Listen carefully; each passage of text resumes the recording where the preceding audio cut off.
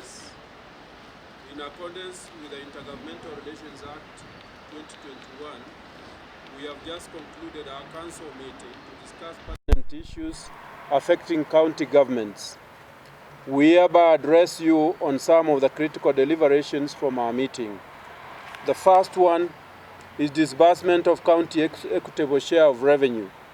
First and foremost, the Council's attention is drawn to the Star newspaper article by the Controller of Budget captioned, "Most counties are not utilizing released funds."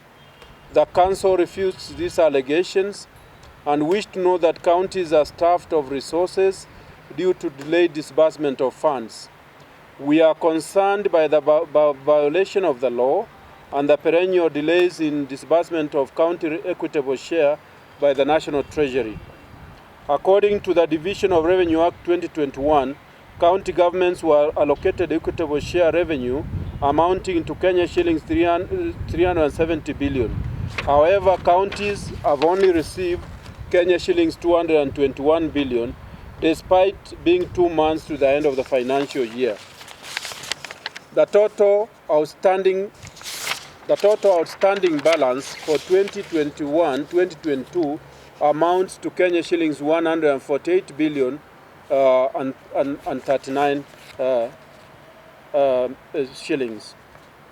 The outstanding amount owed to counties as per the disbursement schedule stands at 87 billion as follows: 8.26 billion owed to 11 counties for January, 16.20 billion owed to 23 county governments for February allocation, 29.6 billion owed to 47 county governments for March allocation, and 33.3 billion owed to 47 county governments for the April allocation.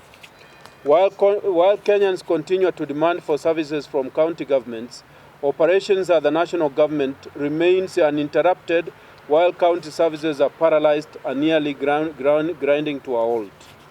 We call upon the National Treasury to expedite the release of these funds to county governments without further delay, due to which the Council will seek legal redress to resolve the current delay in disbursement of funds to counties. We will also engage CBK, CRA, COB, and the National Treasury to provide for an overdraft facility that will help cushion counties from the delay in disbursement of funds. We urge all presidential candidates to join the Council of Governors in advocating for timely disbursement of funds to counties and to make comments on the same ahead of the August 22 election. The second issue, ladies and gentlemen, is on the County Government's Additional Allocation Bill 2021. The Council lauds the goodwill of the Senate to adopt our proposals and pass the County Government's Additional Allocation Bill 2021. We now call upon the National Assembly to fast-track the passage of the same to facilitate the access to Kenya shillings 39 billion conditional allocation to the counties for this financial year. As you know, we are almost coming to the close of the financial year. The third issue, ladies and gentlemen, is on the drought situation in the country. The drought situation in the country continues to be a challenge, especially in ASAL counties. Currently, over 3.1 million people are food insecure in 24 counties, with over 360,000 people in the emergency phase and over 800,000 children facing malnutrition.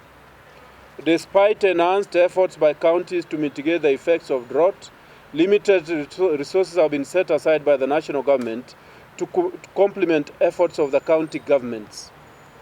In this regard, we call upon the concerned ministry to expedite support to the affected counties so that the suffering is alleviated from the wananchi. We also call upon development partners to support the affected counties to enhance their response measures. And in this regard, when I'm through with this, I'll ask the governor for Samburu, who is directly affected, and also the governor for Kakamega, who was there yesterday, to also talk a little bit about this. The fourth issue, ladies and gentlemen,